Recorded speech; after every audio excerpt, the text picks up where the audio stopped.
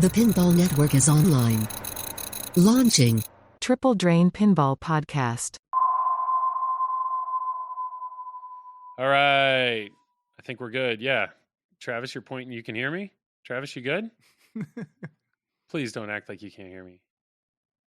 Of course I can hear you, Joel. We just did sound checks before we even hit the button. But I would not put it past you for Joel, I'm ready. away. Wait, Joel, I I'm see ready. him. Dude, you're in the comfy too, man. I'm ready. You are. I'm ready. You're ready to go. I'm All right. in the zone tonight. Let's do this. Wonderful. Tom, you ready?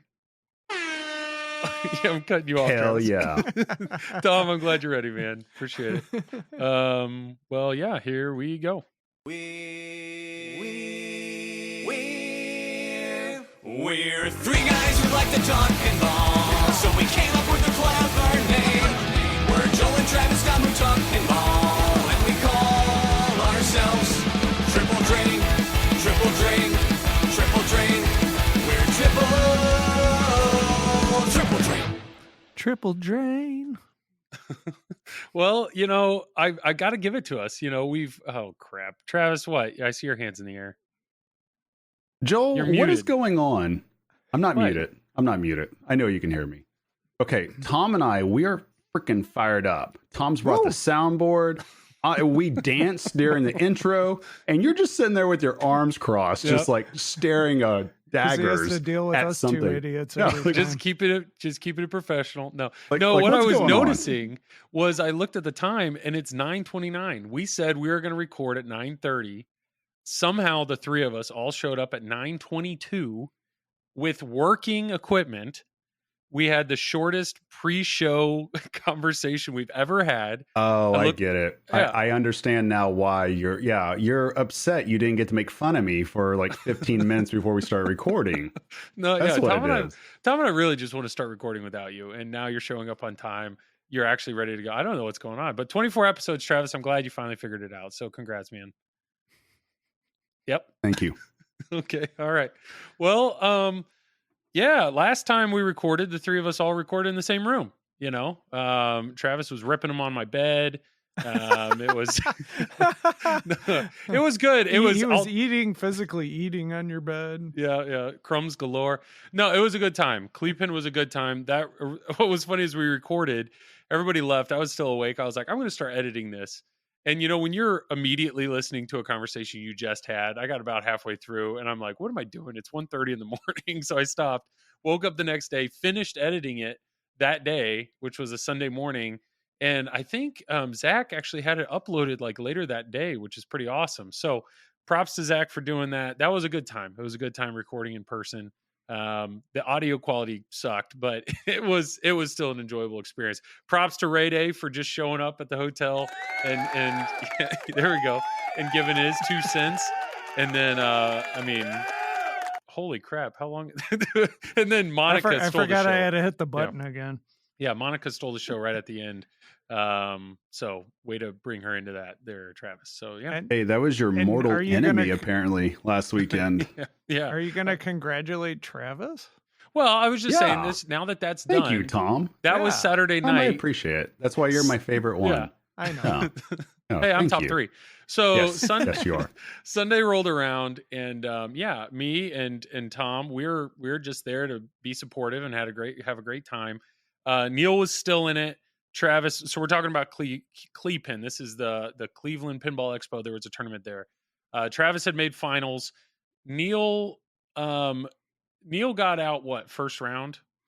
I mean, Well, No, yeah, it it's was second- quarterfinals. the second round, right? Yeah, Yeah, quarterfinals. he had a bye. But so he went in. Unfortunately, yeah, he So got what out. What was strange about that is he was actually driving the bus, but he was in a tiebreaker with Shannon Stafford. Hey, Shannon.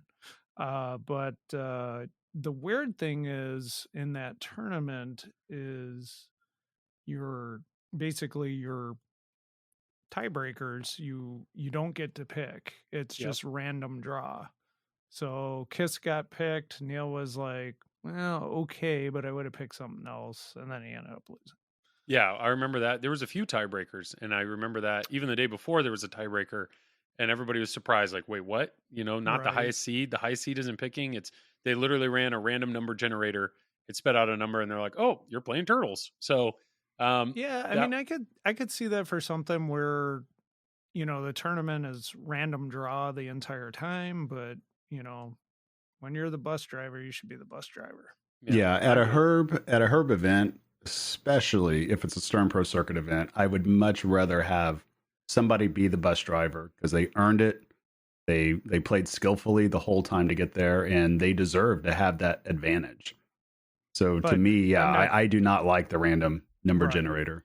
But not taking anything away from Shannon because he played amazing. Yeah. I'm just saying the format. So just That way you don't end up on consideration Cosmos. for people right. For Yeah. people Which- considering running tournaments, it's just something to think about in the future. Well, Tom, isn't Free Play Florida? They're still running, from my understanding, because we had a bunch of competitive players Yeah. just text us this past weekend, or maybe right before this past weekend, talking about the Free Play Florida format. Right. So it looks like apparently they're still going to do what they did last year, which is it's reverse ordered finish. So, Right. Joel, what that means is if you take last in your Mhm. group, you get to pick the game the very next So they time. try to like even the playing field every round. It's just, Yeah. well, yeah, and it just doesn't make any sense because it encourages you to actually lose. Like you might have to actually lose on purpose. I've been in a Oh, tournament yeah, before yeah. to where after winning the first game and I had a bad first ball, I was just like, why is there any point to playing this out and trying to scratch and claw my way to a second or third place when I could just go ahead and just wait and just get my game picked for game 3? And so, I mean, it looks like they're going to do this It's a again. risky strat.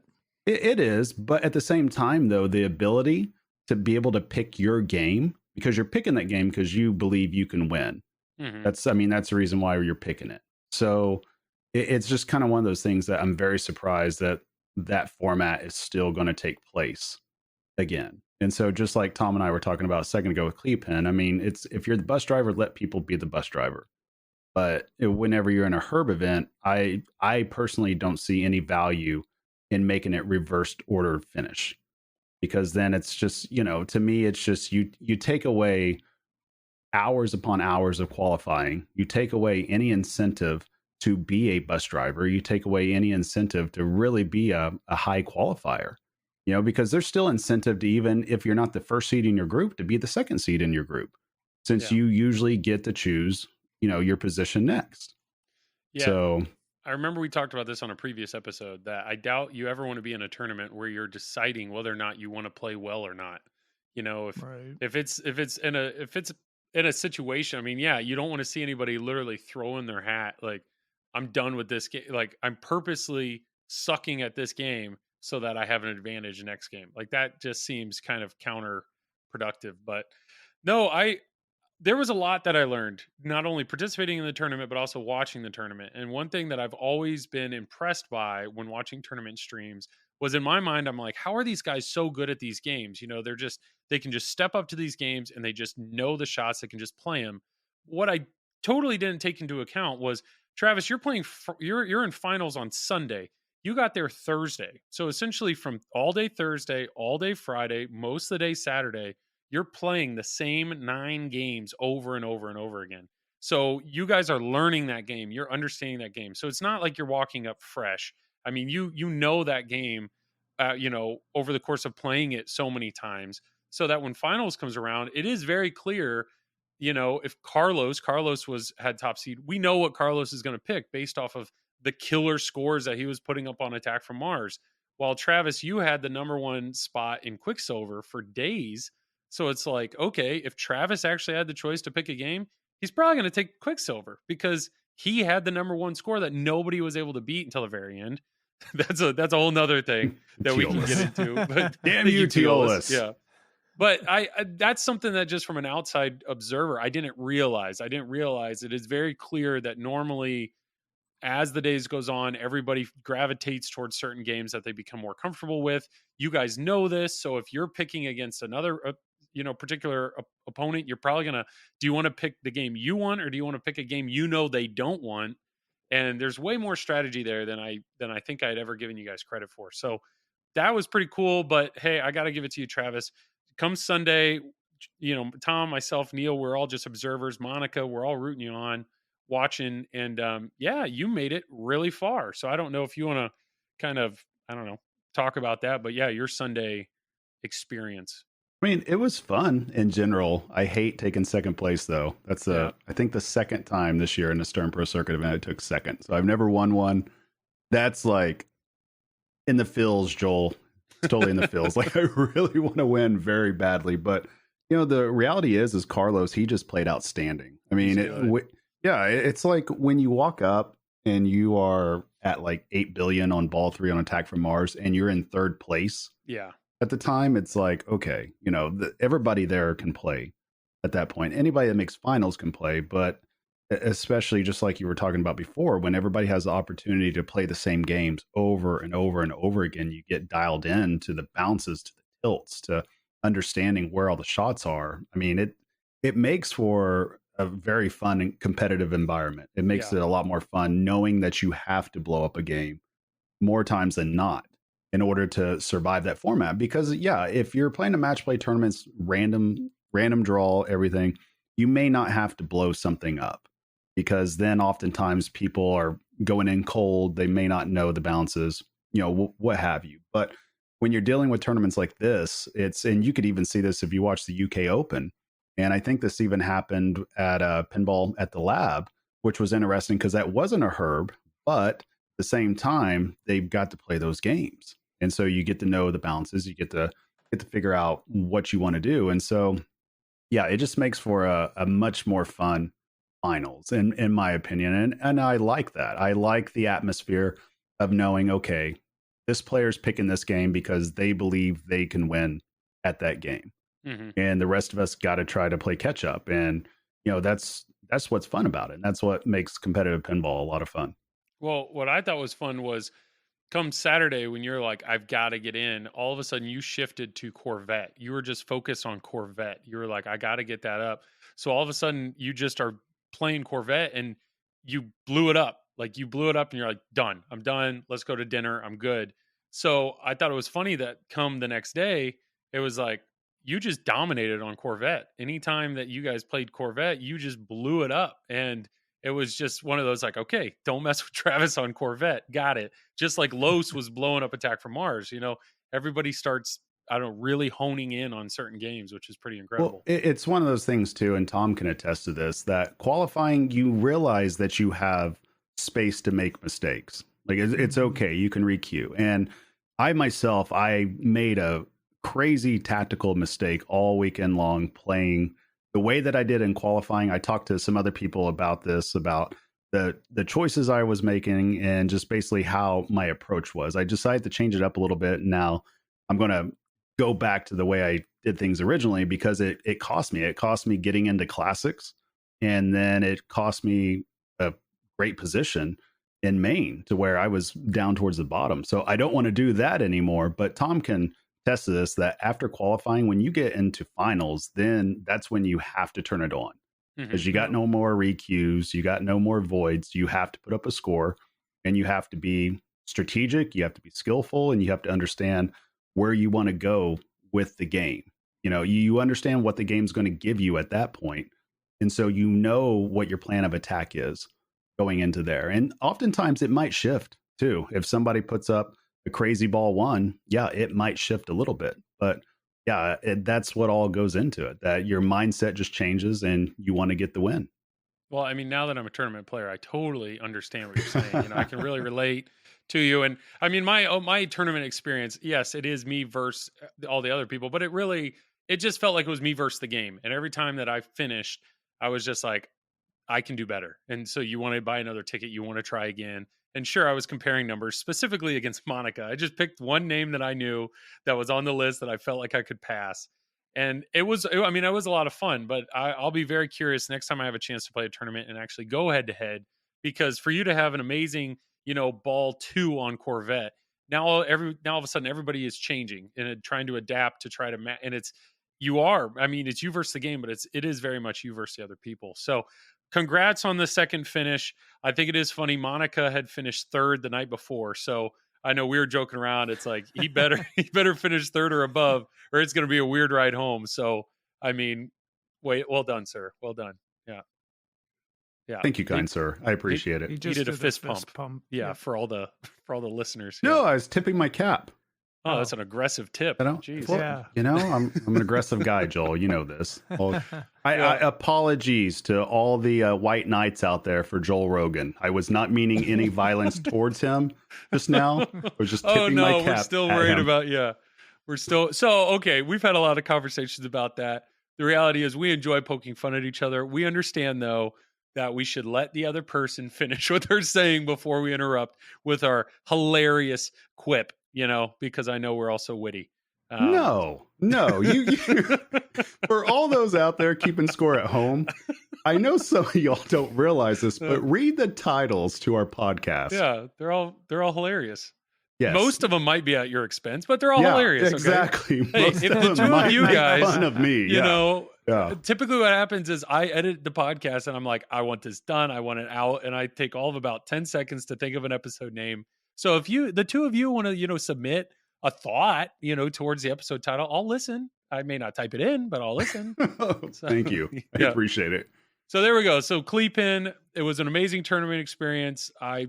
Congrats to Carlos. I mean, he blew it up. He had a great weekend. It was a lot of fun. Really cool seeing those people. And shout out to Chuck Wirt and his crew streaming the thing. It was fantastic. So all around good time. We got to mention this weekend was the UK Pinball Open. And what a freaking amazing tournament Neil McRae put on in London. We're going to give him some applause right now. There we go.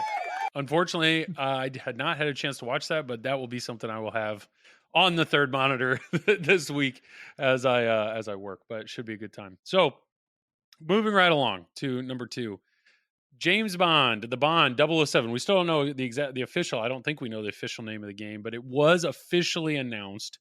So I know we discussed this when we were at Cleepin. It was announced that Thursday, the Thursday later. And basically what the announcement involved was a bunch of high-res photos and a pro featurette, a premium featurette, an LE featurette, and that's it. We don't have any other, we don't have anything else from Stern. No announcement on when the game will be streamed. There was a Stern Insider podcast that was a good time. Listen to that. Highly encourage that. But it's been weird. It's been like from, for Tom and I, it's been one thing, like how interested are this game? Is this a game that I'd potentially buy? Travis, it's been a whole nother experience now that you work for a distributor. Is this your first game reveal since you've been with the pinball company? Yep. So how was it now being on the other side? How'd that feel? Stressful. These past couple of weeks, it's been really stressful just from the, I guess the initial release getting delayed and then all these leaks getting out and then, not really having, it doesn't feel like we've had an official, I guess, an official reveal, even though it technically was, just because everything's just been so discombobulated this whole entire time. Like my camera going out. Yep. We'll Elgato, no signal. There he is. There he is. No, so it's been interesting. It's one of those things that it's definitely, it's been bumpy. Let's just put it that way. And so we're just kind of like all the other dealers, just kind of waiting back and seeing, okay, they put it out there that the Elwyn game is coming, but we don't know what it looks like besides the one leak that got out. And I say leak, I don't even know if somebody grabbed that from the James Bond website or if they released it.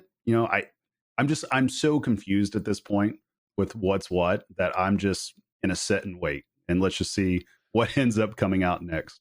Apparently Google found it. Like there's some smart people on Pinside, but they literally messed around with the filters on Google and found a way to they were basically searching for photos on, I think it's 007.com or it's like 007fans.com or something.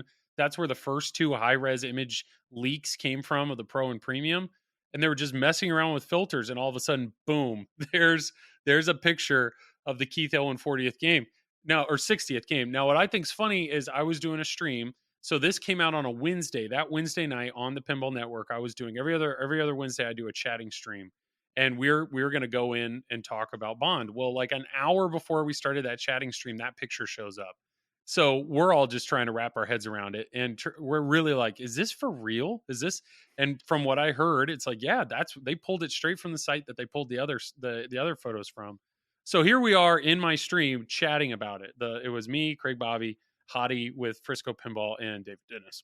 So the four of us were all talking about Bond, and we started saying a few one of the things in the podcast, that the Stern Insider podcast that they announced, Gomez was talking about having score reels in the back box, and we're like, okay, that's crazy.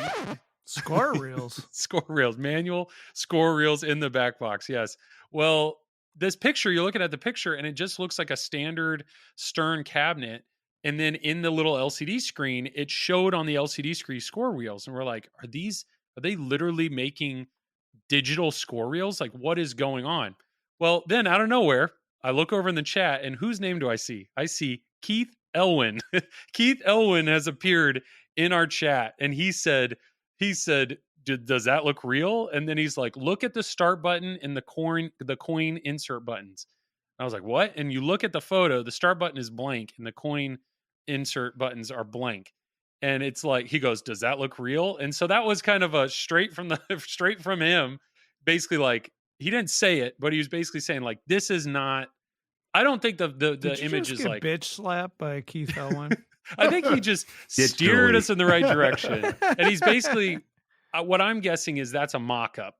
I totally think it's a mock-up. So I don't know if we can trust the artwork. My guess is, and Keith actually reached out to me later. He's like, the score reels are mechanical. Like there are going to be score mechanical. So I don't know if that means the entire back box is going to look different, or if they're going to stick to the standard form factor, but instead of having an LCD monitor, they'll have something else physically in that same spot to show the score reels.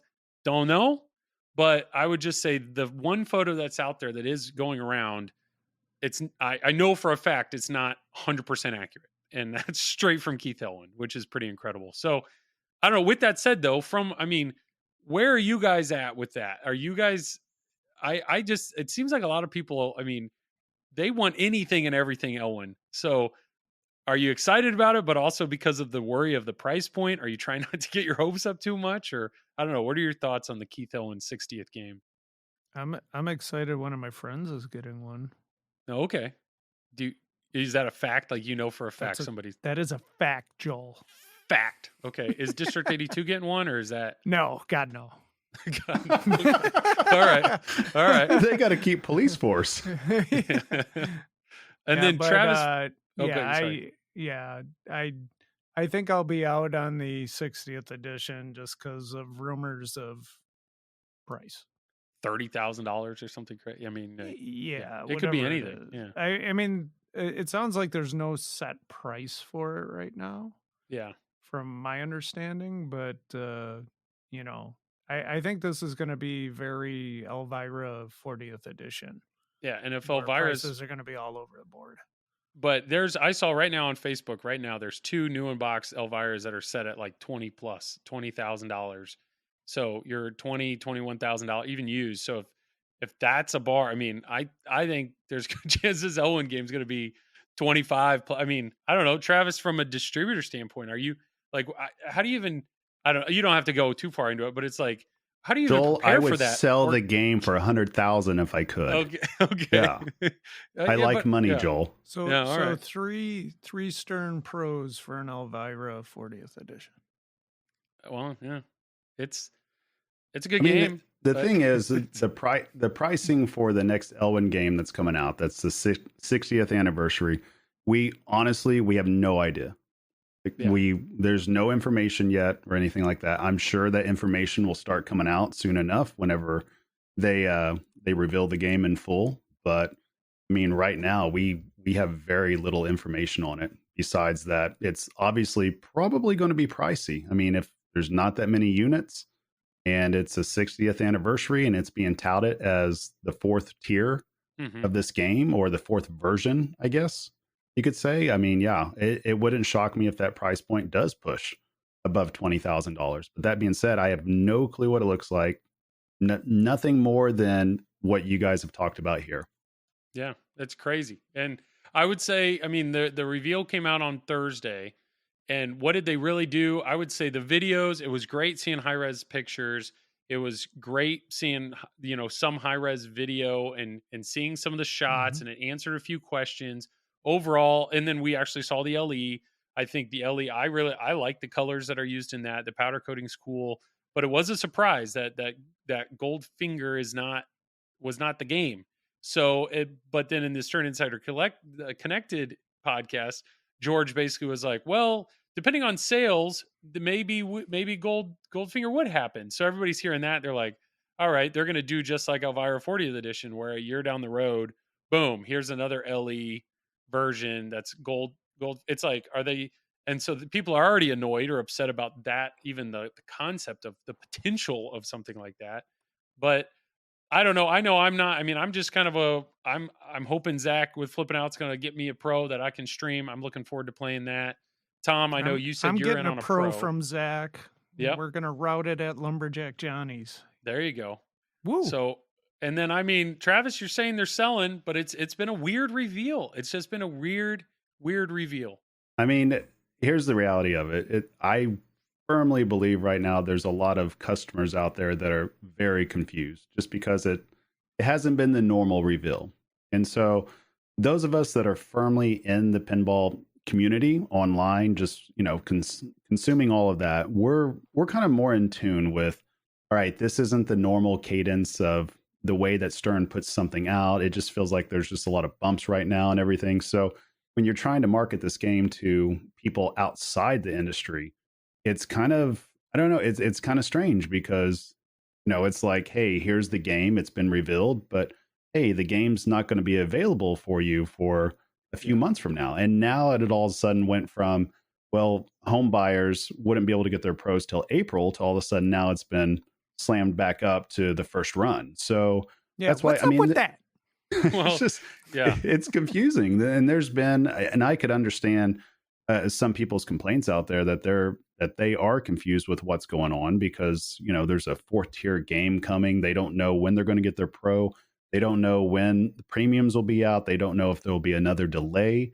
It's a crazy time right now. And this isn't the normal release that we've seen before. And that much is apparent. So my only thing is with James Bond, me personally, I don't know the theme at all. Like I've watched maybe now 2 or 3 minutes on YouTube of what James Bond is. Nice. So I'm very much not in tune with the theme. So I couldn't even tell you until I start doing my research if this matches up with what the movies are. I don't know. Have you two watched James Bond before? Not this era of James Bond. But what I will say is, you've like seen I said the earlier, Roger Moore stuff, haven't you? No, I'm definitely, I think the first one I saw was like, what was a Goldeneye and everything after that. So, okay. But what I will say is, when I did the stream, I had David Dennis on, and he is actually like a huge James Bond fan. And so he was like, no, this is very, it's very clear. Every bit of art that you're seeing was pulled straight from movie posters. They have assets. It is very authentic to the Sean Connery James Bond. So if you happen to be a huge fan of the Sean Connery James Bond, this is perfect, or you're loving every bit of it. So I don't know. I would say the official reveal, or what we've seen from Stern so far, was fine. It answered some questions, but still, it's weird though. Like Godzilla came out, and if you hadn't placed an order within the first, 48 hours, you're waiting a year plus before you're going to get your game. And Rush, it was a similar thing. Like I felt like there was this rush essentially to, you've got to commit ASAP or else you're going to be waiting forever. But it's just weird. Like right now, it's this weird thing of, I think everybody's going to wait. Everybody's waiting until, I don't know when. The initial thing was a pro run in April, but then George Gomez on Facebook was like, I don't think that's accurate. So how much truth is, I don't know. And we're in a holding pattern.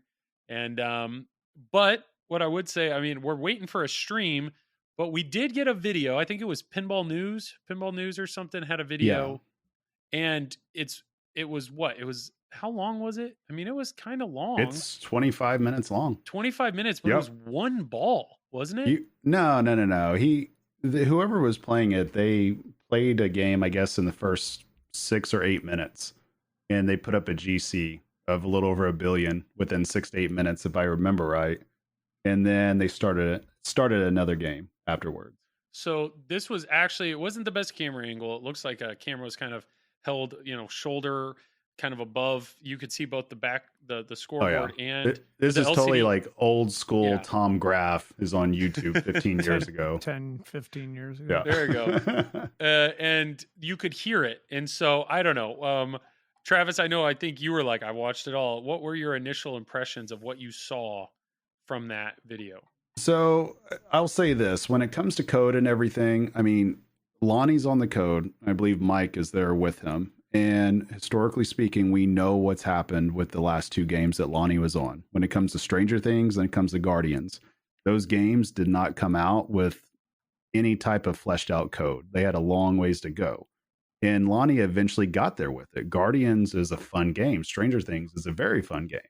Mm-hmm. And so I kind of, when I realized that they were on this game, I went into this with the expectations that, okay, the code probably won't be as far along as some of the other games we're used to seeing. I mean, when it comes to an Elwyn game, we're used to it being fleshed out more than usual, more than the normal release. When it comes to a Tim Sexton and Raymond Davidson game, we're used to it being fleshed out a little bit more. So my expectations, just based on the history, are in check with that. But then I've also heard different people comparing this to Godzilla. I mean, I think Carrie Hardy put out a video comparing it to Godzilla. And now I've heard others starting to talk about that as well. And I don't know if they're seeing a completely different game than me. I don't know if we just have different taste in gameplay, but I look at this game and I don't believe it's on a Godzilla tier. I wish it was. I wish every game was Godzilla tier because my kids' college would be paid for by next month. I mean, I wish.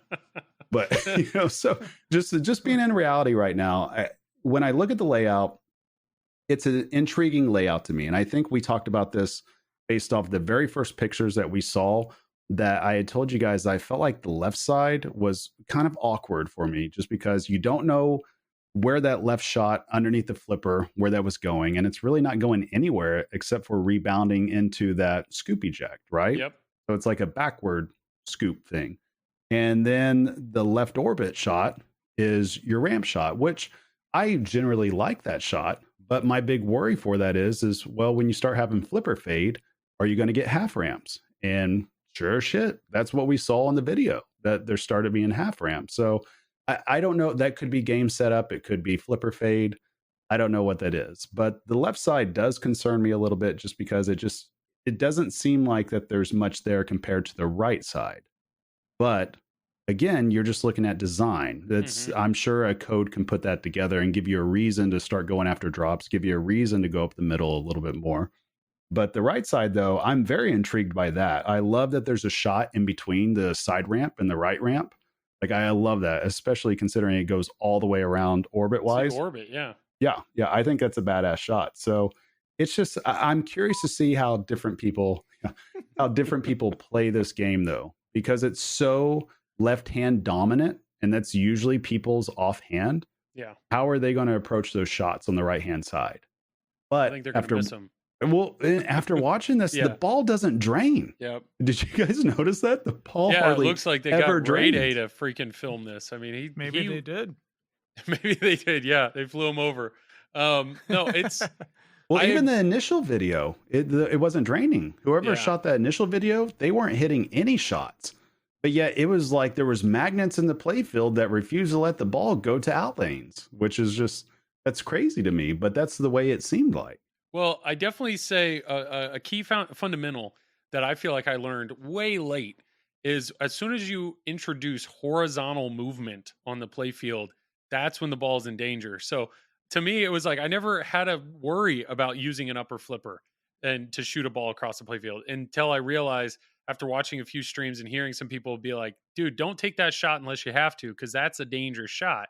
And it's very clear that the layout, there's a lot to shoot horizontally with that upper flipper. So I know initially we kind of had some conversations of this could be a brick fest or this could be a very dangerous shooter because even the scoop on the left, you're hitting left and falls in the scoop. We're like, where's that going to shoot? If that thing shoots just straight across the playfield, that could put you in danger. So it was surprising that this first stream that we're seeing seems to be the exact opposite, where this seems to be a very safe game. So I see what you're saying, and I still, it's a unique layout. I'm really excited to shoot the thing, but so I would say, okay, at least there wasn't anything there that was like awful that I saw. The artwork I like in the high res photos that I've seen. The artwork's actually grown on me a lot. I'm starting to really enjoy the playfield artwork. But I will say there were two things that really stood out to me watching this stream, and it was The the Bond LCD ladies. screen. What? Oh, sorry. Oh, the Bond Bond ladies. Yes. No, it wasn't quite. The camera angle really didn't zoom too well into those inserts, but no, it was the LCD. What was on the LCD screen, and then the audio. And just talking about the LCD screen, it seems very early in code. Like, I know Stern with Stern Insider Connect is all about putting 4 scores on the bottom. So you have that, but it's just black boxes. And then pretty much the entire time was just Bond video just going. And then they had the left side of the screen. Every time you'd hit the diamond spinner, it was just diamonds flickering. And then every time on the right side of the screen, if you hit the pop bumper, it was like bubbles popping. So I heard a lot of bubbles popping, and I heard a lot of a very annoying diamond sound, and then the James Bond tune for 28 minutes. So all I can hope is this is just super early on. Maybe it was like, we've got to get something so this is playable when we have it at that show that it was supposed to be at. But it just, I mean, the more that I've played or the longer I've streamed, I realize how little I actually look at the LCD screen. So that games that have a great LCD screen or a great layout, to me, like Rush actually has a fantastic, shout out to Ray Day, because when you look up, you know exactly where the information is that you need to see. So as you're playing, you look up, boom, I know what's going on with that, or I know what's going on. How far am I? Boom, boom, boom. The layout there is wonderful. Well done. But this game is just like, I don't know. I'm not excited, at least where the code is right now, but that is something where they absolutely have time to improve on that. And then, I went on a rant about how I felt about the Woody spinner and the Bo Peep loops bell. Man, that diamonds, like in the bubbles. I mean, it's just, please. I really hope. I don't know. Thoughts on that? Thoughts on that? No, you hit the nail on the head. I mean, it's definitely something's got to change with that. I think it's one of those things that, okay, so since people are comparing this to Godzilla, let's go ahead and go there then. Whenever we talk about the Godzilla callouts, we all celebrate how quirky it is and how campy it is. Like, shoot the whamps. Like, shoot the whamps. Yeah, that's my spirit animal. I mispronounce words all the time. So that's awesome right there. You want things that endear you to the game. And whenever you're looking at James Bond and you get that diamond sound over and over and over again, I don't know. I don't know if that's an audio thing. It's hard to tell off the video. It's very hard to tell at this point. But yeah, it's the bubbles and stuff like that, I'm not really into. I don't know. Maybe diamonds and bubbles are a big thing with James Bond. I mean, I'm guessing they take a lot of bubble baths or something. Like, what am I missing? There was an here? Underwater scene. I don't, but no, I don't. Is that what it is? I don't think popping bubbles is yeah. It's just one of those things. It's obvious that it's very early code. The problem is that whenever you're dealing with very early code, it takes you out of what a game should entirely be, because there's all these things that have to come together to make that game just go. And we're talking design, we're talking shots, we're talking sound, we're talking giving you a reason why I'm hitting this shot, given that feedback, the audio feedback to you that, hey, this is a jackpot, hey, this is the perfect shot to hit. All those things really come together. And the reality is looking back again, when we look back at the history of everything, none of us really got that from Stranger Things. I mean, Tom, you probably remember this. Indisc 2020. That was the first time. I remember this. Yep. Yeah. First time we all got to play Stranger Things. Yep. And there was a lot of people playing at once and just being like, I have no clue what I just played. Yep.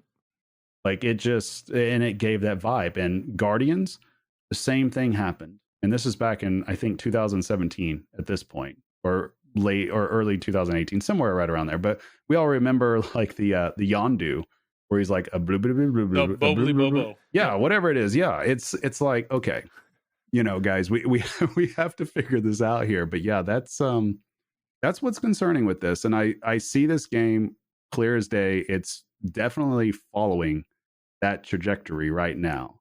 Which it could be good, could be bad, depending on the way you look at it. Because again, Guardians and Stranger Things ended up getting very well fleshed out. I mean, Stranger Things got multiple code updates over the years. And so big updates, yeah. And I could see this game definitely following that pattern as well, since it's the same team behind this. But again, as much money as these games command right now, the last thing that you want is the software to be lagging behind the design. That's the very last thing that you want in order to push this product out, in order to get it out quickly and efficiently. And at the same time, too, if Stern's going to keep producing all these other bangers, I mean, let's look, Godzilla. It's the #1 game of all time for a reason. And it's still, the sales just crush everything. So you're still going to have people that are getting into pinball, and they're going to discover that game early on. So the rest of your games that you're bringing up, they have to be up to snuff. They have to be able to hold their own weight. And so I don't know, maybe James Bond, it might be that game come next spring, but I don't know if it's going to be that game this fall, just based off the history of how the software and how this code gets developed. What if it's like Monsters? Where it just shallow, it just stays shallow. Yeah, I mean, first impressions are everything, though, too. I mean, what, like you were alluding to, Travis, but when Monsters came out, it was like, oh my god, the artwork's amazing, and then like people got the game, it's like, this is it. Like, the shot layout the code was going to get deeper? It's got to get deeper, right? And never did. So nope. We all kept swimming in the shallow end. It happens. You are in it. It isn't a shallow end. It is a kiddie pool that you are in, and stay in it and enjoy it. Yes. But some people love that game, and that's fine. And I know we've had the same conversation with Toy Story, that if they've designed the game that they needed to, but I also know that there are plenty of people that bought Toy Story because it was Toy Story, Pat Lawler, they're all in, they get it. And then now they're trying to sell that 12,000 plus game, and they're sitting at $11,000. I mean, people are losing money on Toy Story, and that's weird. I mean, there's very few games that people are losing money on these days. And obviously nobody wants that with Bond, especially with such significant price increases that have been put in place. But Tom, did you own Guardians and Stranger Things day one? Did you ride it from the beginning? No. Actually, I played them out on location. I didn't like them, just like Travis was alluding to before. I hated Guardians the first time I played it. I absolutely hated Stranger Things the first time I played it. I was hitting that Demogorgon, and I was like, what the hell? Nothing's going on. The game. I get you, man. Yeah. That's what he felt. Yeah. That's what he really felt. Yeah. No. But, but as time went on and I got to play more fleshed out code, the games really grew on me. And that's when I wanted to own them. And, both games are in my front room, Yeah. So, but, I mean, I appreciate them now, but at the time when they first came out, I thought, no, this is not what I'm expecting out of a pinball machine. It's weird. It's just this is the first, I mean, I know when Godzilla came out, it just blew, like everybody was blown away. And so we were all sitting like, good luck to whoever's releasing the next game. And then I think Rush really surprised people. I mean, really surprised people when it came out. You obviously have diehard Rush fans like Tom that are in regardless. But then Ray Day and Timmy, what they did with the code, really people are like, holy crap, this game is something.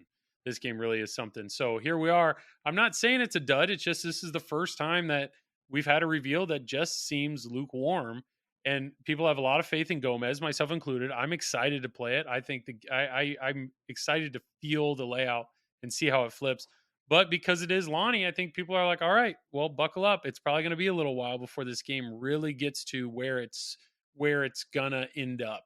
And So you know what? Hey, if you're not getting your game till April of next year, it may be better. You may actually enjoy it more when you get it because they have more time to flesh it out. So I- we'll see. Still no announcement on stream. We did talk about like, would it make sense to have it at Expo? And we kind of all said maybe not, because if this is where the code's at, maybe you don't want people to have a bad first impression. Yeah, I think a lot of people would be disappointed if it wasn't at Expo, but if it's just not ready, probably Yeah. not a good idea. That happened with Batman 66, right? Yeah. It was like it was like a museum piece, you know, you could stare at it, the Super LE with the Yeah. rope around it, you know, kind of thing. But yeah, it'll be interesting to see if there's a bunch of them on the showroom floor or not. And And I don't mind that at all either. If they just have an LE there just to show off, or a premium there just to say, hey, here's the game, even if people can't play it, I don't mind that necessarily. Just because if the code isn't ready, then it's just not ready. But Mhm. if you feel like it's ready for go time and you want it to be played by people, then by all means put it out, and the people in the market will have their say. You know, they'll speak with their bank accounts. Well, you know, when you turn the game on, it says what code, where they're at. And obviously, we're Stern, they listed as 1.0 means feature complete. So if there's an insert on the, you know, like Godzilla just got to 1.0, and that's because there was an insert dead center that said King of the Monsters. There was no King of the Monsters wizard mode yet. So now that every insert on the game has it's feature complete, that's 1.0. So I think everybody would take everybody would just take a big deep breath if we learned that James Bond code is at like 0.55 or something, you know. But if they come out and it shows that it's at 0.87 or something, 87, it's like, wait, what? You're almost 90%, you know. I don't know. I mean, it's a tough thing. And the thing with code and with coming up with rules is that Stern has, and this goes for every other company as well, everybody has different teams. And so you're going to have different teams. They're going to have different strengths, different weaknesses. They're going to work together in different ways. So it's just one of those things that I think, obviously, we're in the era to where you're dealing with games that are designed by Keith Elwin, and the rule set is by Keith Elwin. I mean, just a tremendous mind. So you get a tremendous game. You're in the era of having Tim Sexton and Raymond Davidson be able to figure out a rule set, figure out a code, and get it fleshed out quickly and efficiently from a high level understanding of what makes pinball fun. And so it doesn't mean to say that nobody else knows how to do that, because lots of people's games are fun. There's some Dwight Sullivan games out there that are fun, just like we talked about where Guardians and Stranger Things went. They ended up being fun. So people just work at different rates, different speeds. And I think that's the one thing I would tell everybody out there, that if they're seeing this and they're thinking, okay, the code is bare bones, just keep that in mind. It's not an excuse. It's just the reality of what the situation is. And Stern has always shown that they'll put a game out. When it's ready to go out, they just put it out. And sometimes the code will be more fleshed out than other times. But that being said, me as a consumer, yeah, I would love for the code to be it doesn't have to be near complete, because of course you can make adjustments, but I would like it to have some depth from day one. I mean, I can't imagine buying a game on PC or console to where it doesn't feel like the game's complete. Yeah. And that's me just spending $60, let alone trying to spend $7,000 to $12,000. Yeah, Elgato's back. Elgato no signal, man.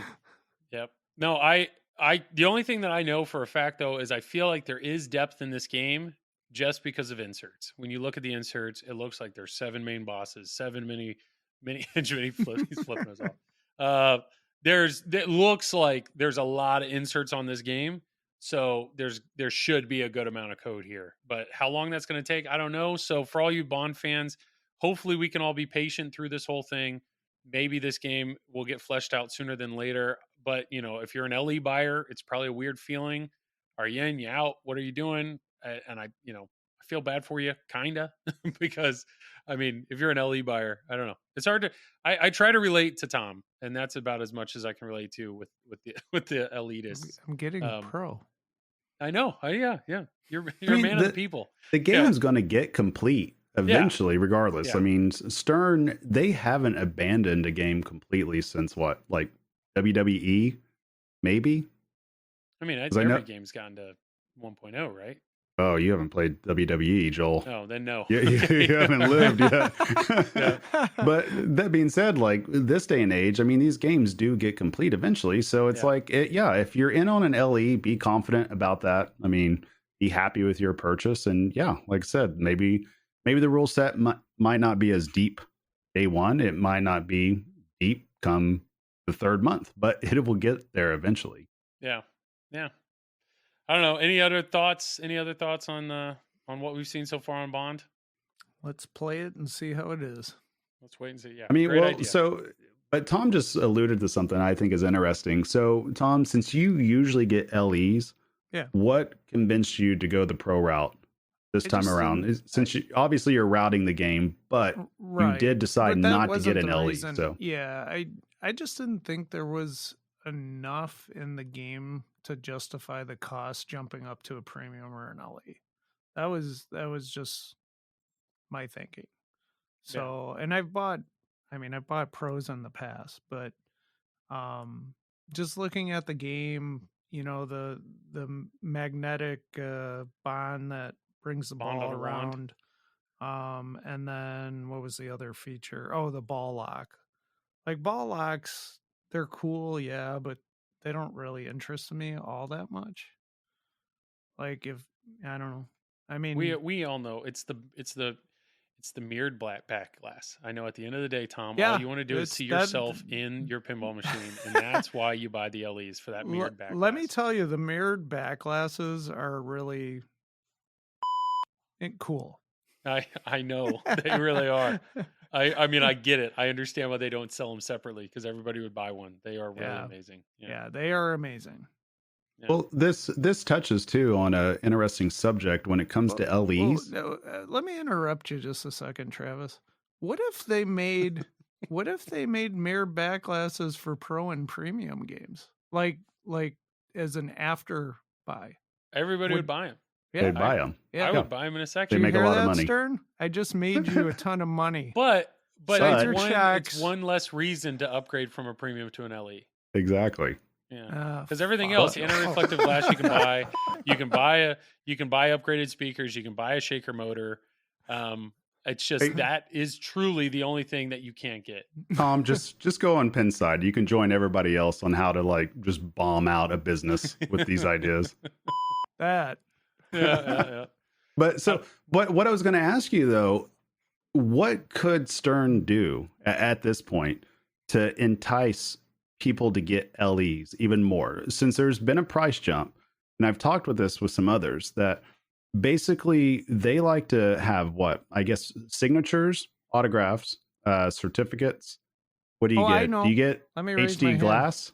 Let me raise right? my hand. You already get Okay. that, yeah. Yeah. And then so Oh, what else Cassandra's is there? Okay. Yep. The back glass, HD glass, Right? shaker motor, Powder coated. powder armor. coated. Okay. And Is you there get any like upgraded speakers? so this is perfect then. So you as an LE buyer, Mhm. what other items could be added to this in order to entice you to want to accept it at the price point where it's at currently? I could Not give you just the- Bond, I but could any give you the future LE. Zach Many maybe thought. Would be a topper. Exclusive topper. Exclusive. Yeah. Exclusive. kinda like, Nobody else could have it. That's an LE. So like the Right? Attack from Mars remake, their LE Yep. exclusive topper. Or That is or huge. look at the Batman Super LE. Yeah.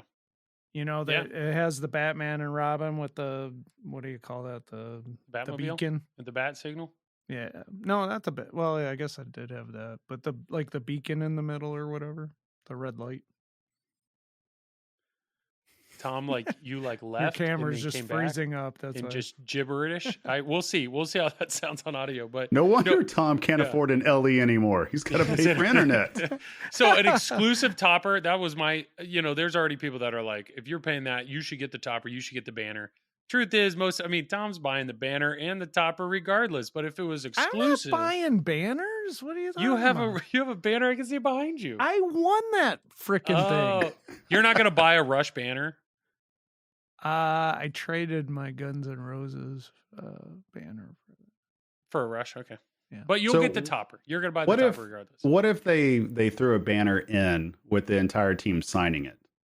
Oh yeah, What that'd about be that? awesome. Like I think that would be cool. I wish they would do something like that because I like the idea that they have the credits on the game and everything, that they're given, credit where credit's due to the entire team. I would like to have a banner if I get an LE of everybody's signature that worked on the game. Like, to me, that would be pretty cool to put up in the That's game pretty room. cool idea. Yeah, Yep. yeah. There you go, Stern. Right. I mean, you say that though, and I'm pretty sure all the LEs are sold out right now of James Bond. So it's not like No. they're sitting on a shelf. They're, right? they're not Yeah. they're not sold out, Joel. Everybody Well, they're keeps They're saying sold that. out to distributors. All the distributors Yes. have them. Okay. And, I want to most- dispel this Okay. this groupthink that always happens. The LEs do not sell out day one. They're sold out through distributors and dealers. But there's always, like, I keep seeing posts on Facebook and everything that talks about how, everybody's put down their deposits and there's all these long lines and everything like that. It's like, no, that's not reality. Not every company out there or every dealer out there has a list of people. I can tell you straight up, we don't do that. And it's not saying that that's a bad thing or a good thing. I'm just putting it out there that, hey, here's the reality of it. Somebody just bought a Mando LE new in box just 3 months ago. Yeah. Think about that from a distributor that still had it. So it's like everybody thinks that these games get sold out instantly. Some of them might, like a Godzilla, like some of them might be very, very hard to find or might be priced a little bit higher, but A little bit. they're always out there. If you search Some- around, you'll find one. Yeah. Some may be, priced higher is usually the case. But no, you're right. It's not like all the LEs are already in somebody's home. They are. If you really No. want one, you could probably find one. Oh yeah. Like I can tell you straight up, we still have some LEs left. So it's like some people still do. It depends. But honestly, if I was a huge Bond fan, I probably would have gotten LE, but I'm not. No, Why it's aren't hard. you a huge Bond fan, Tom? Why am I not? Yeah, why are you not? I just haven't seen a lot of the movies. That's all. He doesn't like popping bubbles and, You don't like diamonds, and Tom? the diamond I sound. don't really like martinis. Okay, no, wait, I do. I just remembered, guys. I take it back. We did watch more Bond than just a couple of minutes. I forgot the Loser Kids sent us that video of what was it, James Bond getting attacked by a snake Yeah. or something like that. And I was Yeah. very confused because he was shaving while he was in, the bathtub or whatever, but he had like less of a beard than Mhm. what I can grow. So I didn't understand what was going on in that scene. It made wasn't no his sense first to me. take. That's the problem. He shaved it off in the first take. And then when he went to kill the snake, I don't Why didn't they CGI his beard on there They or didn't have something? CGI back then. What are you talking Well, about? they could like glued it on there or something, Yeah. right? I don't Golly, know. these lazy movie producers nowadays. Jeez. Well, yes, James Bond, wait and see.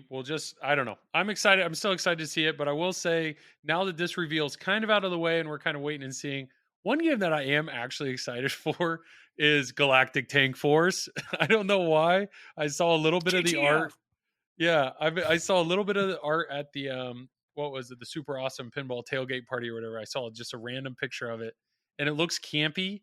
And like, to me, I don't know. I like humor in a game, so I can't wait to get my Galactic Tank Force lunchbox. That's really what I'm waiting on. What? And we'll And just, go to work with it. yeah, with your we'll just have to I work from Galactic home. Tank It'll be Force great. thermos in it. Yeah, I'll make myself a sandwich, put it in the box, and immediately take it back out. Yeah, Hey, it could Yeah. be a great game. You never it could know, be. It could be. Looking forward to it. know? American Pinball makes tanks. See that They do. They do make- yeah, a tank of a game They're- usually. yes, Yeah, I they'll had be a Hot building a tank. Wheels and it had some issues at the very beginning, but they helped me through it immediately. And after that, like it worked perfectly fine, and it was a fun game overall. So yeah, I look forward to seeing what Galactic Tank Force will be. I'm with Maybe you. it might be something campy like Attack from Mars. I something hope like so. that. I hope so. And it's Dennis Nordman, so it's he's made some great unlicensed games, and let him run with it. I don't know. I'm genuinely looking forward to the game. No idea what I'm gonna see, but I hope it's good. And we're just I have no idea timeline there too. What do you want to see, Joel? What do you I want to just want see it out to of be that fun. game? Like, I want fun audio. I want it to be campy. I want it to be humorous. You said Attack from Mars. That's a great example. Like that is what I'm finding. You know, I don't like super serious games. So the thing's already called Galactic Tank Force. If this is galactic, it's in space. Tanks, when you think of a tank, it has treads. Why do you need a vehicle that has treads in space? Like already, just it from the might be title, it like Maybe sounds it's all absurd. fought on a moon base. Yeah, That's, Joel. which sounds You great. think of I that? mean, this has Have you ever seen the potential. Mars rover, Joel? Jeez. Yeah, but it didn't. The Mars rover wasn't flying through space. It was in a rocket. I don't know. Anyways, Why we're do you already- think that? we What, know hold on. nothing. Why does this tank have to be flying right now? Yes. Because I think what of tanks Galactic. fly? It's not lunar tank force. It's galactic. I'm thinking. Sorry, I'm just thinking. We don't know. We don't know. Well, but what's it's the just- definition of galactic? Maybe we're wrong. Is this a word you didn't learn in Oklahoma? I mean, what's No, it says relating to a galaxy or galaxies, yeah? especially the Milky Way. I don't know. Maybe it's like a giant tank, Joel. I That's know, like it just bigger seems than the Milky ridiculous. Way. It seems Maybe when ridiculous. tanks do you- fly. Yeah. Do you think Dennis Nordman goes walking into David Fix and he's like, "Here's the deal. I'm ready to go. This is my game. What do you want? What do you want to do? I love tanks and I love space. Let's do it." You know, and they just goes. I don't know, and I don't care because if the game's awesome, I'm like, $1 million decisions like yeah, that. if the game's awesome, let's do it. And then he goes to Franchi. Franchi, do you want to draw art for Galactic Tank Force? He goes, let's do it. Let's make the lunchbox. He's in.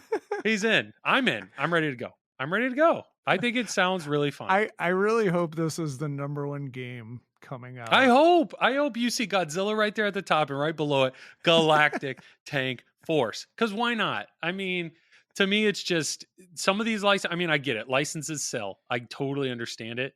But if this has a chance to really just blow us away, I'm ready. You know, load it up. I'm ready. That'll be great. So, I'm more confused now than ever, but yet I'm more intrigued. yeah, now. there you go. There you go. American Pinball, if you need me for Will marketing, this apparently tank I'm ready fly? to. I don't know nor How care. did they come up with Galactic Tank Force? That's what I'm saying. I like tanks. I like space. Let's do it. It's gonna be great. It's gonna be great. So Man, I don't know. yeah. Or it could be awful. It could be so bad. Yeah. It could be terrible. But you know what? I'm excited. Like I'm excited to see. I don't know. New pinball is always fun. So, well, there you go. There's some fun stuff there. I will. better Here's your be a- transition. Exploding tank. There we go. Yes. Well, the thing is, too, if it says Galactic Tank Force, Yeah. that, GTF. that infers that there's more than one tank, Oh, correct? I mean, yeah. Do you ever see a tank on a solo mission? I don't think so. it'd be effed up if it did, right? I Well, mean, I there's a did game- that what's that back movie? in Call of Duty, but that's about it. Fury with Brad Pitt. Yeah. Check that. Fury? movie out. It's a movie? Is it based F-U-R-Y. off Galactic Tank Force? Is that what you're Well, saying? it's not in space. You know, just chuck that rocket into space. Shit, and I we'd don't be want to good watch go. it then. If it's not based in space, No. I'm all in on this. You've just- got me I convinced, just Joel. hope the straight down the middle guys are doing like a commercial for it, and we see Zach and Greg and like, with a tank helmet. yeah. So, okay, who would mess with the Galactic Tank Force though? Like, who's the antagonist in this story? We really need. I want to flesh this out real quick because you guys got me intrigued. Before we no go listener for it. wants this. Nobody wants. Well, It'll the be another. people It'll are be a obvious survival. GTF. Who are you Yeah. fighting? It'll be. Who It'll are be you fighting either against? generic Who aliens. else are you gonna fight in space? I mean, I if mean, we have other people. established There might space be another colonies. human empire out there, Tom. We don't know. Yeah. Haven't you know? ever seen Moonfall? I just totally ruined that movie for people, but still, There we it's go. like, you know. I don't know. I'm ready though. I just. Supposedly think it's aliens are aliens? already living I don't- here. So We Joel, don't tell know, us. Travis. I don't know. I don't Travis, know. you could be an alien. Yeah. I mean, probably am. I don't know. Based on how poorly he knows the English language. I All right, don't- so no, we're trying to figure this out, Joel. Okay, Galactic. There, we can't figure it out. Well, we know a title. We know Dennis Norman, It's Galactic Milky Tank Way. Force. No, and we I can think- break this down. It means Milky Way, right? No. Like the Milky Way galaxy. It's just talking about. It's it's relating to it. Sorry. Let's break it down. relates- Tanks in space. Done. Done. No, That's a tank. broken. A We tank weren't even supposed force. to talk about Joel, Oh, this. it's force. a team of Multiple tanks. tanks in space. Nailed it. I'm ready. Let So me plunge do that you first level ball. up your tank? You think that's what happens? Like you get like you photon gotta. phasers? Oh, I hope so. Yeah. Why- I like, hope there's what at are we doing least if they a don't have machine that? gun on it?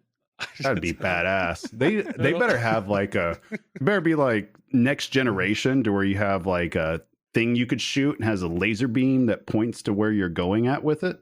That'd be like sweet. a laser pointer. You built know, the into more the game. you guys are that's what a talking laser about beam this is, game, Joel. the more Yes. I want it. I told Yeah. you. I'm Yeah. excited. I'm genuinely looking forward to seeing Okay. this game. And I'm either going to be impressed or very let down. And that's fine. So But we this can could be level the up our new attack tank. from That's what we're Mars. going to do. We can level up our tank, and then you can get more stuff. Now, wait. If it's a tank force, what if we're not actually the tank, but we're like the commander of the tank force? Oh, Lord. I So don't want we to see basically you in a leadership position. I mean, it's a fantasy world, Joel. We're just going to go along with this. Yeah. I don't know, man. I don't know. We're doing stuff here, Joel. Everybody else is like GTF, all this and that. We are fleshing out the game for the I'm listener just right saying, now. We're figuring this out. You give me a Flippers. generic theme. It's like, what do you want? Do you want a castle? Do you want some cowboys? Do you want give me galactic tank? Like, yeah, that There's sounds cowboys in the game? cool. No, yes, yeah. Let's just throw them all in there. We're fighting. We're Like Cowboys versus aliens again. Right. with my tank. All right. Okay. Well, I hope we hear more. David Are we Fixer, done talking about Galactic we're Tank making. Force? I This don't is know. completely I'm made kinda up. interested. No listener wants to hear three guys literally make up stuff. We're just making it up. We're not What do you making up mean? stuff. What are you Oh, talking we know- about? I see people put rumors out all the time that I know Yeah. are flat out false, and I watch all of Pinball run with it. So, I mean, we might as well just go with this. Okay. All right. All right, you guys heard it here first. Joel said that in Galactic Tank Force, they're going to be a team, and you can level up your Flying tank. tanks. The flying tanks. It's got a laser beam pointer in it. I think Franchi actually shows up to your house every time you hit start with the lunchbox. with the lunchbox. Yep. And I'm And dead a serious. bag So of what- chalupas. If they, I even if the game is awful, if they sell a lunchbox, I will buy it. this game Just- can't be awful, Joel. I'm can't just be at this saying point. there is no reason I will not buy that lunchbox. It will happen because I want somebody to be like, why do you have a lunchbox? Oh, that's a pinball machine. You don't own it? No, the game's awful. So why do you? I mean, I just want it. I just How want do it. you know it's going to be awful? Yeah, Joel. I don't know Why it. are I'm you just saying, talking even about if this it's game? awful, I'm Good. buying the lunchbox. It could be amazing. So here's the transition. We're done. We're moving out of this. We're transitioning to the next thing. The reason I'm bringing this up is my favorite game, which is sitting right next to me, is Total Nuclear Annihilation. It is Gone. a non-licensed theme. It's sitting right here. I have TNA merch. I made a custom TNA hat. Like, I am all in. So that's an unlicensed theme, and it's incredible. So maybe Galactic Tank Force one day will sit right next to it. I don't know. I'm going to predict the future here. What? That I'm gonna like Galactic Tank Force? Yeah. Is that what? You're going to sell TNA to No. your Galactic Tank Force. You know why I won't sell TNA? Scott Dendisi's going to show up to his house and kick Yeah. him square in the nuts too when that happens. There's two reasons why I won't sell TNA. Reason Okay. number one is I've sold it before. I've sold it Oh. before, and I know what it feels like. And I wanted it back, and I got it back. So I'm not making that mistake again. And I've owned reason number two, Judge Dreads and 2 Starship Troopers. the reason I'm embarrassed. number to say two that. is my name is now officially in the game. Yeah, thank you for the jazz hands, Travis. Yeah, I know. Ooh. I'm late to the party. Tom's initials are in the Rush code. Travis's initials are in the Led Zeppelin code. Oh, which you Yeah. didn't know about. Which I didn't know because until what? a couple hours ago. Yeah, Right? I This came into a-hole our was trying to make fun of me. I'm Yeah. like, what are you talking about right now? I came into our group chat. I'm like, Tom and I are over here, with our names in a game. How you doing, Travis? He's like, my name's in Zeppelin. I was like, oh crap. No, But, actually, anyways. I defended Travis's honor there. Thank you, Tom. Thank you. So, I mean, huge shout out. I think Ray Day and Tim were involved in getting both of your names in there. But I know Scott. Scott is an awesome dude, super nice, and I've been working with him or talking with him for quite a while now.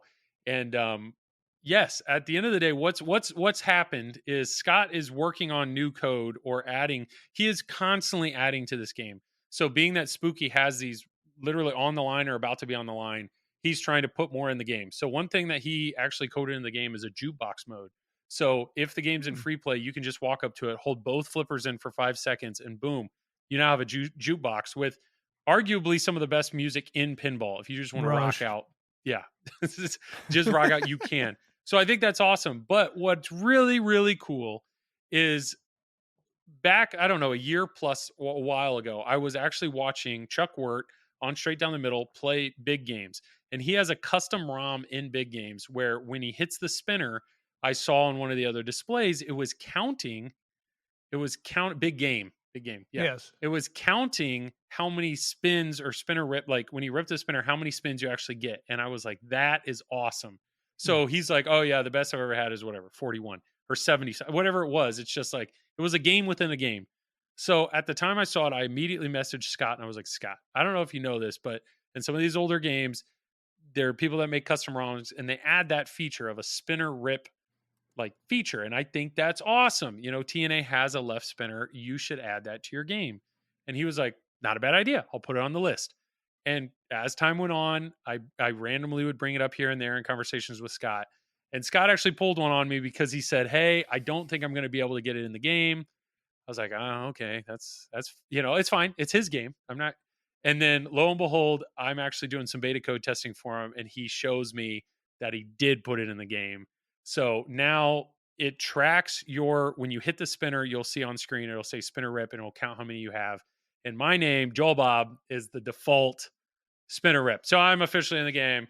Are you supposed You're to welcome. be telling everybody this stuff? Yeah, it's released. It's beta codes. Okay. It's out there right now. You could go download So it right now. what you're saying is, Joel, is you beat Scott down enough with your conversation Just that he finally wore him said, out. I was Yep. thinking the same thing, Travis. I need to get rid of this guy. I'll just put Joel Bob in the game. Just wore him out. I got to put it in the game. No, he's it's been really cool. Like I've done some other stuff with him, and he's such a nice guy, super humble. I mean, I love his game, and yes, it was really neat. I mean, he asked some other stuff. He's like, hey, one thing that TNA also has is when you hit the mystery award, it'll flash, like scroll through mystery awards, and a bunch of them you can't get, like they're jokes. Like game over, like they're jokes. So he's like, do you have any suggested, mystery award stuff? So he's all about making this game as fun as possible. So props to him. Even now, I don't know if Scott will technically ever be done with the TNA code. It's like clearly his baby, and he continues to want to make it even better and better. I actually replaced the display up in the core, the upper area, where it now has 2 extra LEDs. So he added more lights. I mean, it's just, he's constantly adding to this game. So I wanted to say that. So thank you, Scott, if you happen to be listening. Absolutely. I mean, thank you so much for putting that in game. I think that's awesome. Otherwise, hey, if you update your TNA and you see my name, now you have something to beat. So have fun. So now what we're saying is, because we have our initials or our names in different games. Yep. Do we have a Triple Drain logo? No. On any of the codes or anything? I mean, yeah, if anybody from Stern wants to put one in, let me know. I will make that graphic for you as soon as you want, and you can put it in the game. Well, that'd be great. Yeah. Might as well just beg. Just beg now. Please, Yeah. please, Yeah. please. Yeah. Who do we have the best chance with? I don't know. Right, Keith? Somebody, please. Yeah. I don't know. What game do we need to shill? I don't think we're going to be on the Bond one. No. Probably probably Deep Root. I don't know. But hey, well, speaking of logo, this is actually kind of big. This is where we're going to get a little shilly. When we formed Triple Drain, it was kind of like, let's do this. Well, my undergrad was graphic design. I literally over like one evening just kind of put together a logo for us real quick, tried to put together something so that when the first episode came out, it seemed somewhat professional. And we've been rolling with that logo. We actually have merch on Silverball Swag with that logo. I think we've sold like 5 shirts, and 2 of those shirts were Tom and I, but that's fine. And for the people that did buy it, thank you. I think that's incredible. Thank you for the support and buying that logo. But I, as an artist, have always been somewhat embarrassed of it and wanted cooler merch. I really wanted cooler stuff. Well, Jackson Gee actually did all the Yegpin art. And Yegpin was a really awesome tournament up in Canada, and I saw that art and it blew me away. I was like, who is this artist? This is all new art in the pinball world. And I immediately reached out to him, and I was just like, hey, is there any way you listen to Triple Drain? And he responded back quick, like, yes, I actually really enjoy the podcast. It's fantastic. So we started up a conversation. I started talking with Travis and Tom, and I was like, guys, would you be willing or interested in putting in money towards actually designing some official Triple Drain merch? And we were like, sure, let's do it. So It wasn't cheap. Jackson definitely worked with us on that. It wasn't cheap, but we are happy to do it. And I will tell you, he blew us away with the final result. So now we actually have a new logo as well as a really cool graphic of us being like a 3-headed Hydra, which, you know, if you look at each head, it's kind of clear who's who. And overall, I love it. I'm stoked. I'm currently working with Will at Silverball Chronicles to get everything figured out. So by the time this podcast airs, it should be there. If you go to Silverball Swag, I say Silverball Chronicles. I am so sorry for insulting that website by saying that.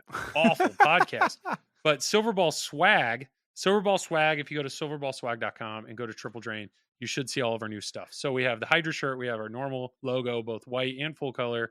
If you guys see anything and there's any particular apparel that you want, if you want a Triple Drain shower curtain, let me know. I can make that happen. But overall, I don't know. You guys were basically like, Joel, you work with Jackson on this, and I was happy to. What an awesome dude to work with. But I don't know, your initial impressions by seeing even just the sketches and stuff that he had sent in. I liked it. I liked it also.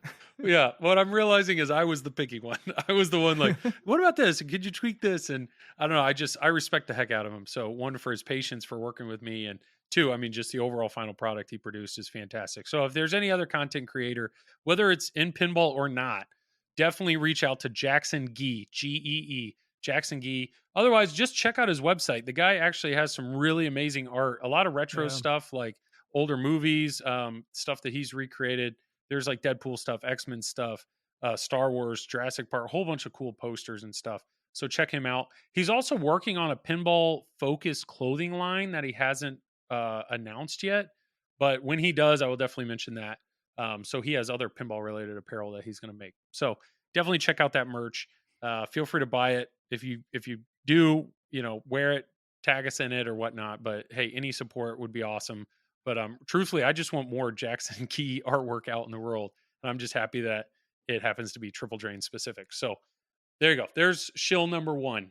And I'm trying to figure out, Travis is very particular on his hat and Tom is very particular on his t-shirt. So hopefully we're going to get, you know, nice quality apparel for everybody to enjoy. Shill number 2.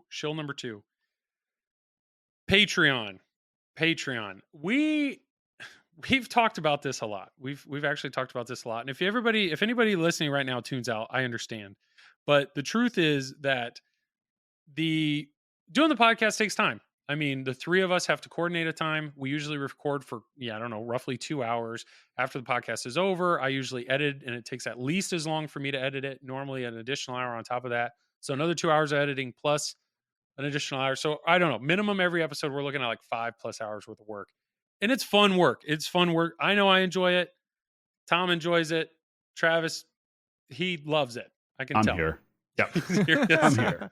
Well, and I will say, when we have people that come to us in a show or at a tournament and say they enjoy the podcast or the message, we get emails or Facebook, like truly that means the world to us. When we hear people say, we love what you're doing, or we've enjoyed we're laughing with you guys, like, or you can laugh at us. I don't care. But if we're bringing joy and positivity into this hobby, I'm happy I'm a part of it and happy to do the work.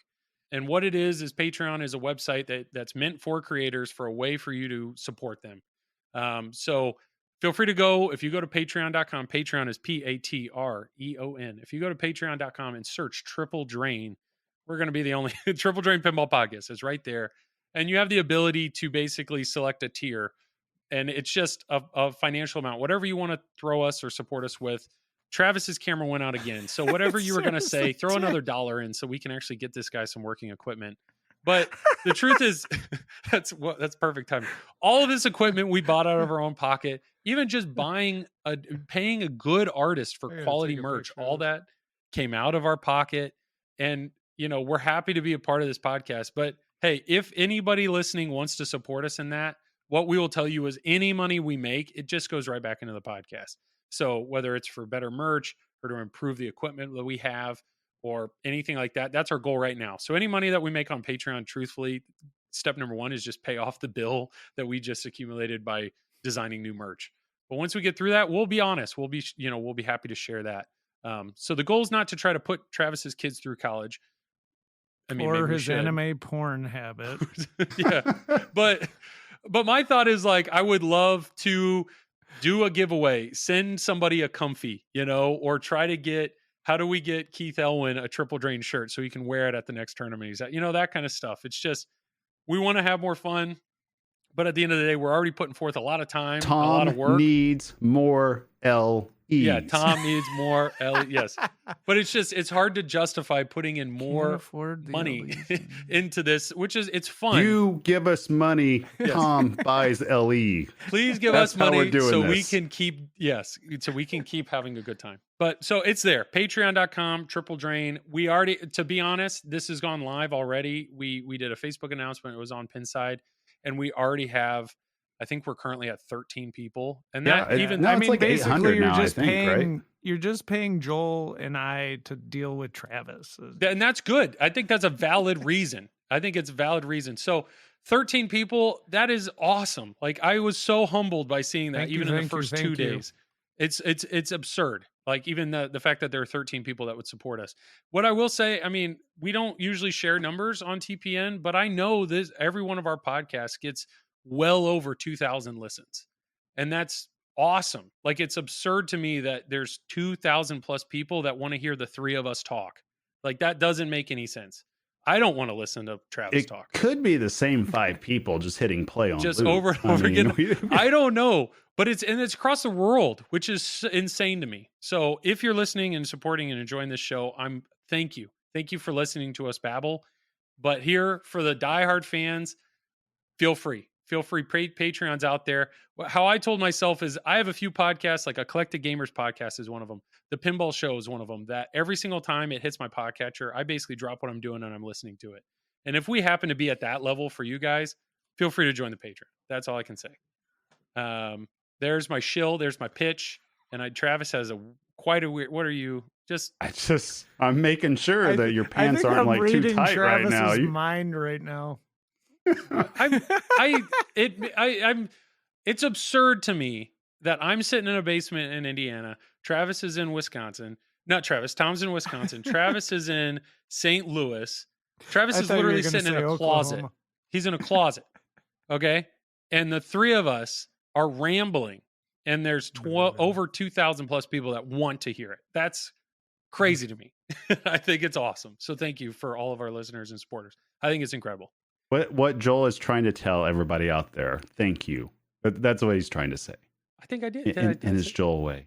Yes. I'm worried for you right now. You're getting so fired up right now. You're like, what people can't see, you got like a giant smile on your face while you're saying it. It's like awesome. You're in total disbelief. I mean, I enjoy streaming. Tom, you've streamed some major tournaments, and when you look down and you see that, close to 200 or 200 more people are watching your stream, and now all of a sudden people are gifting subs. Like, that's something streaming and Twitch does incredibly well. You can do bits, you can do subs, you can like support the stream. Thank you for this 7+ hours of entertainment that you've been giving me today.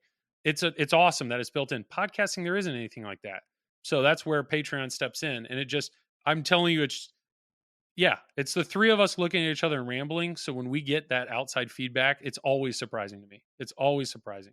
The pinball industry happens to have some pretty cool people in it. I think that's what you're saying. Yes. And yes. Oh, cool people. Yeah. Like 99.9% outside of David Dennis. They're all really cool. Which somebody actually asked that. They're like, what happened? Did something? I defended it on Pinside. Feel free to check it out. We're just Tom, joking about David Dennis. He's Tom, really as a streamer that streams large tournaments, it is incredibly humbling when you get that type of feedback. Oh, absolutely. It's awesome. Makes you feel like you have friends. So we'll have to tell Travis what that's like. Makes you feel good. Wow.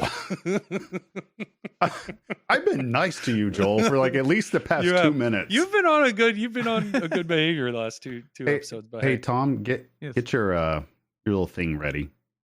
Hey, you ready? Wait 1 second. Oh, he's gonna cuss me. Okay, go ahead. Yep. Okay. Fuck you, Joel. Oh, we missed it. It only works when you put whatever. Anyways, all right. So that's the end of my shill. So yes, check out our merch on Silverball Swag.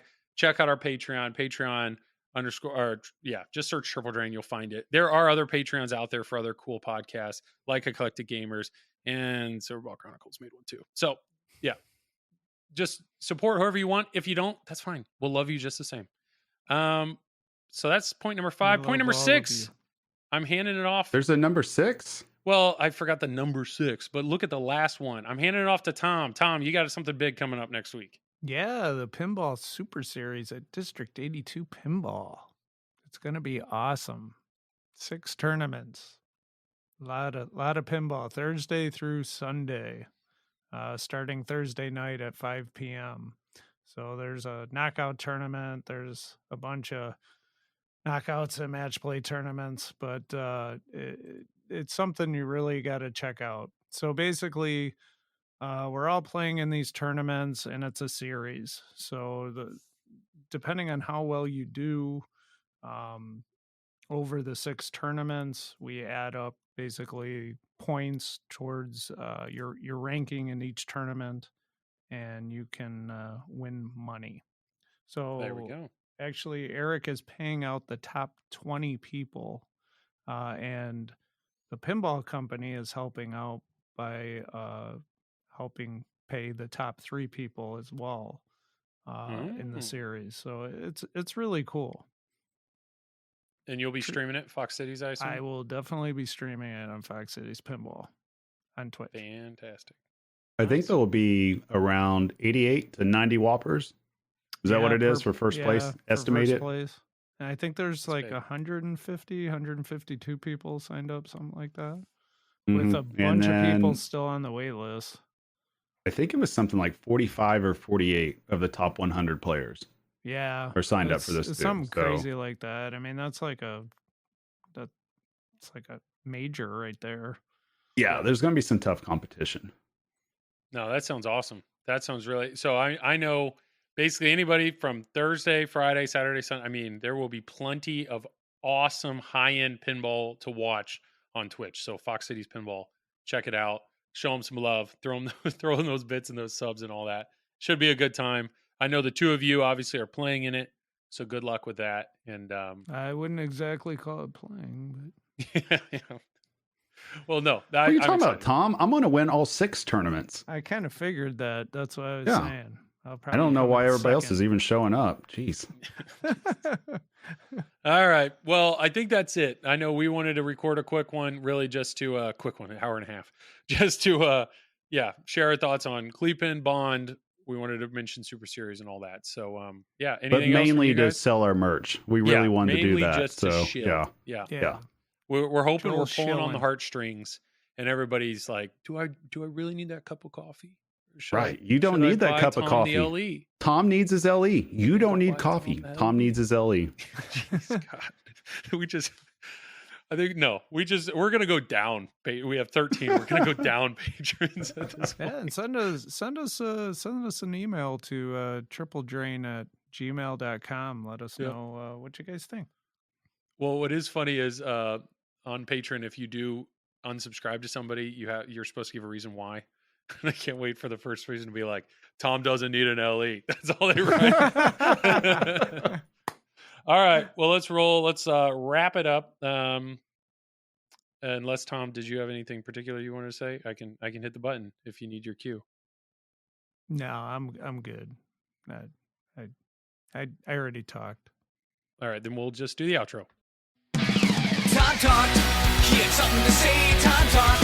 He had nothing to say. Tom talked. Tom talked. I got nothing. Travis is giving me the evil eye. Travis is confused. Yeah, I am. Joel, so Joel, for sure, you know which Twitch stream to watch this upcoming weekend for tournament pinball, right? Okay. All right. I'm just going to get ahead of this. Okay. I'm just going to steal your thunder. I'm just asking. I'm just asking you a that question. Carl D'Angelo streams tournaments on IE Pinball. Okay. I get it. I just didn't realize that, what was it, Pinball Lab or whatever that was? Pinball at the Lab. Pinball at the Lab. Joel, I didn't realize Pinball at the Lab equals Carl D'Angelo. That's what I missed. So somebody's like, you got to watch Pinball at the Lab. I said, what's the stream?